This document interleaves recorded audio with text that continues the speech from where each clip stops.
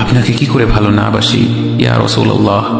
যখন আপনি আমাকে ভালোবেসেছেন সেই 1400 বছর আগে, যখন আপনি আমাকে মিস করতেন, আশা করতেন যেন আমার সাথে দেখা করতে পারেন, অথচ তখনও আমি জন্মই হইনি।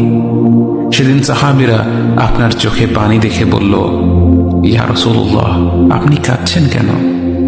আপনি বললেন, আমার ভাইদের খুব দেখতে ইচ্ছা করছে। সাহাবীরা বললেন, আমরা কি আপনার ভাই নই ইয়া রাসূলুল্লাহ? আপনি বললেন, না, তোমরা আমার সাহাবী।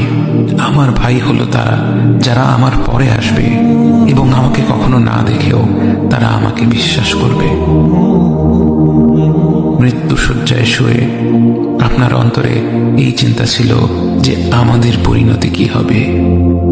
উম্মতি উম্মতি বলতে বলতে আপনি আপনার রবের নিকট ফিরে গিয়েছেন।